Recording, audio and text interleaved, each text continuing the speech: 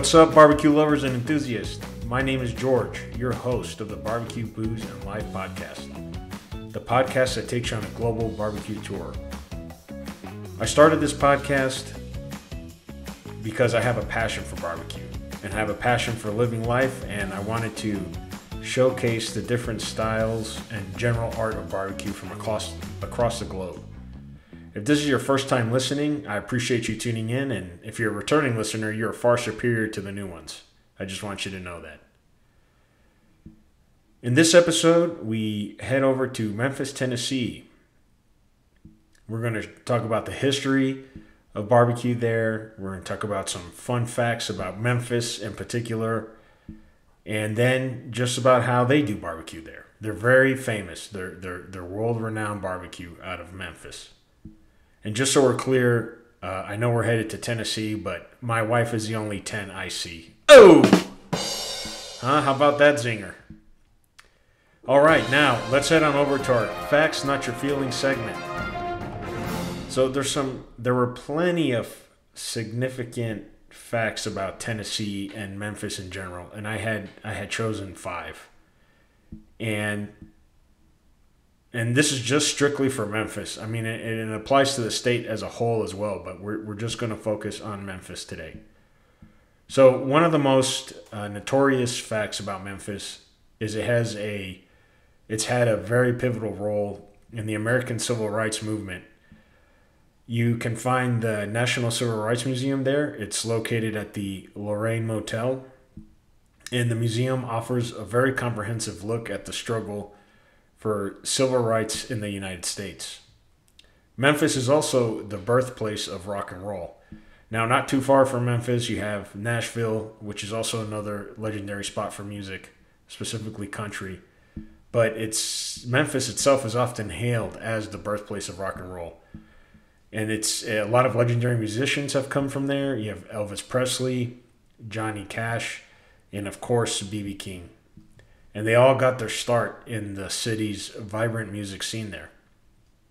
So alongside its rock and roll heritage, and you heard me mention B.B. King, Memphis is also renowned as a hub for blues music. I'm a huge fan of blues music, especially the Texas style. There in Memphis, there's Beale Street, which is a historic street in downtown Memphis. It's famous for its blues clubs, restaurants, and the vibrant nightlife surrounded by blues music. Also, Memphis sits along the mighty Mississippi River, which had contributed a lot to its growth and economic success.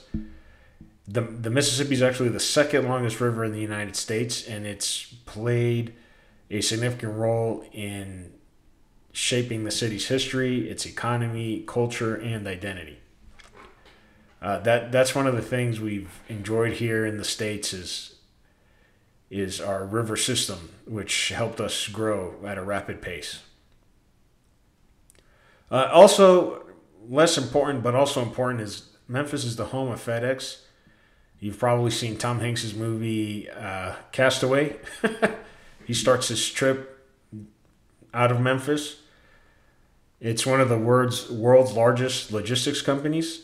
It's the company's global hub, which is at Memphis International Airport, and it's a crucial hub for cargo operations, facilitating the transportation of goods worldwide.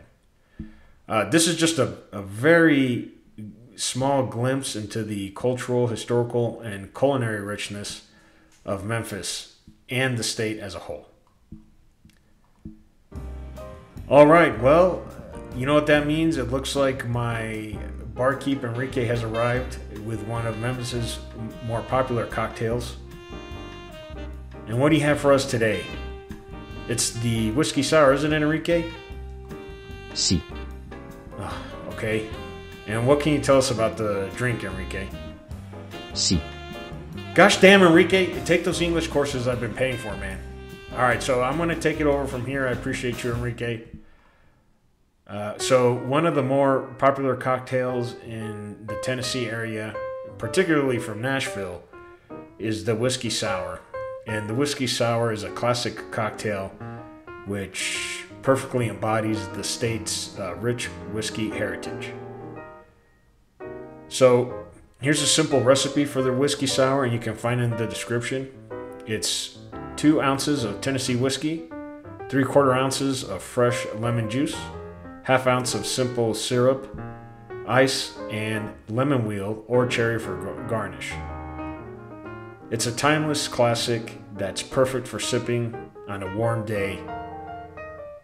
And, I'm going to include the recipe in the description. All right, so if you're ever in Tennessee or if you're just at your local bar, you should give it a try. So let's dive into the history of barbecue in Memphis. The history of barbecue is deeply intertwined with the city's cultures, traditions, and culinary heritage.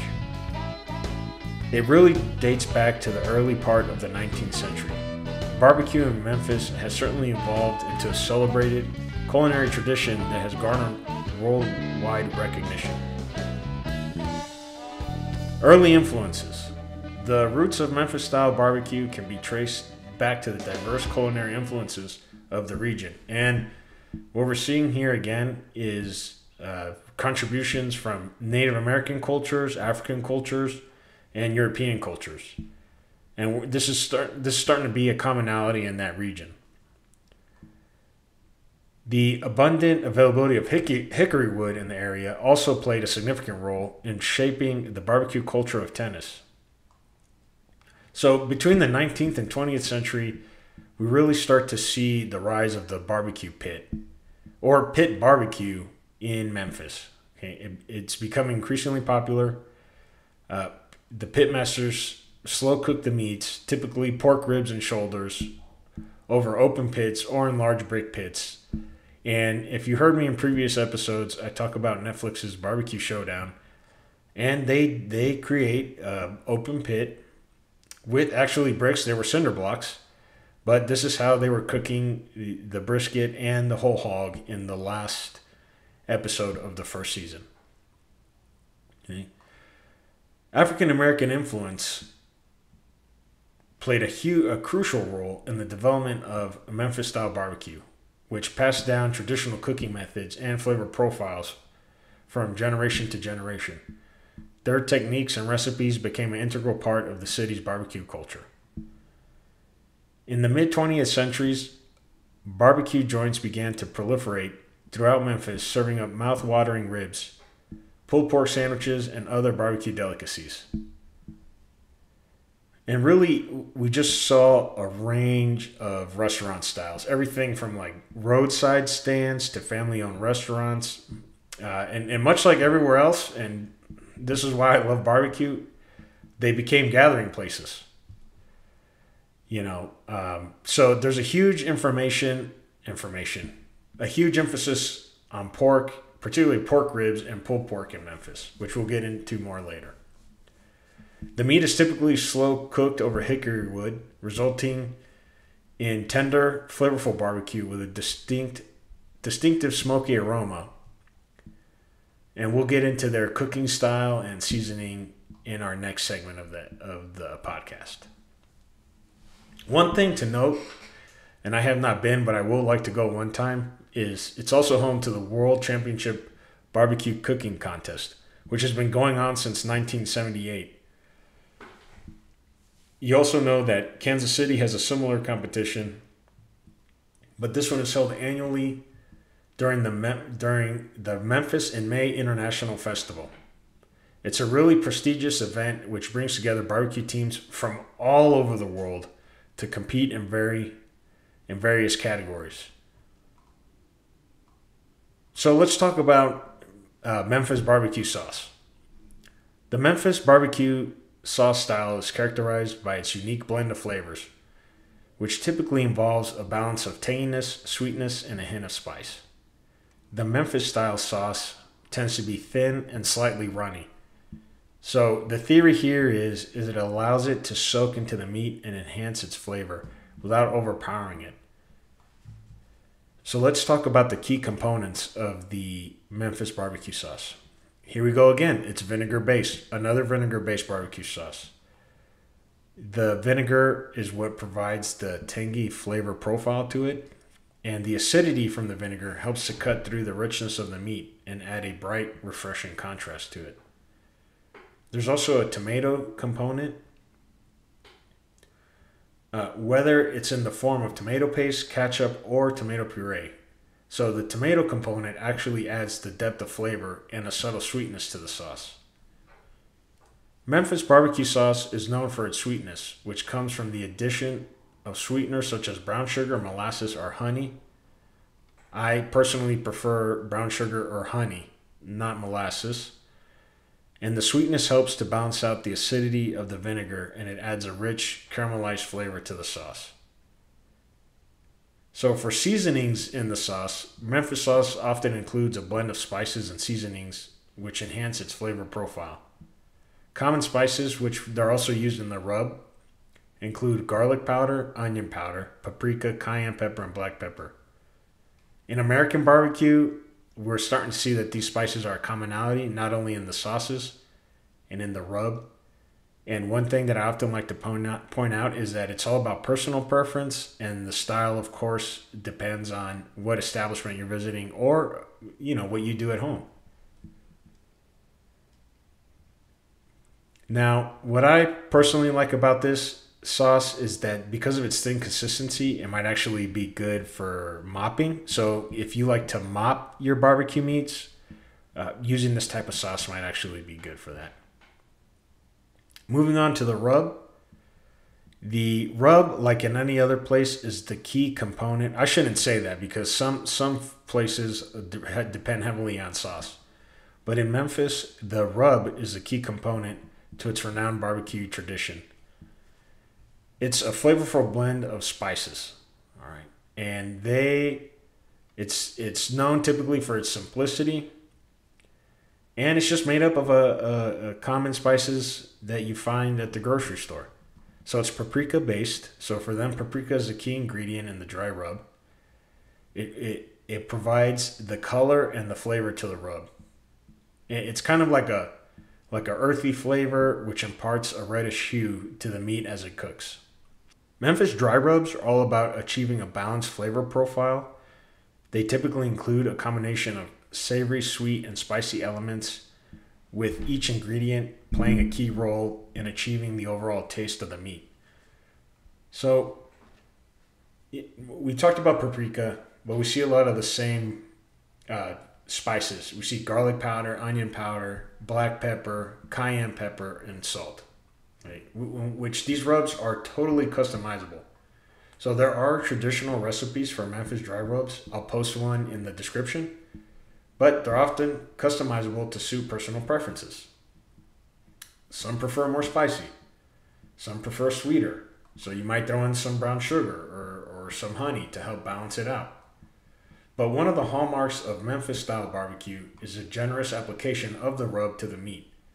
The pitmaster often coats the meat liberally with the dry rub, ensuring that every surface is covered for maximum flavor.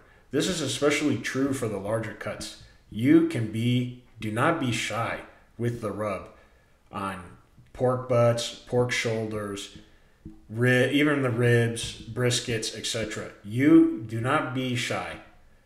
The more you put on there, the more flavorful the meat's going to be, and it'll be able to penetrate the meat itself easily. So with the rub on and the meat being slow cooked over the low heat, the dry rub will form a flavorful crust, which you already know as the bark, on the exterior of the meat. The bark is really what adds the texture and the flavor to the finished product. It creates a delicious contrast to the tender, smoky meat inside. The Memphis type rubs are also very versatile. It can be used on a variety of meats, which we already talked about, the pork products and a beef brisket. But you can also use it on chicken and even fish or vegetables.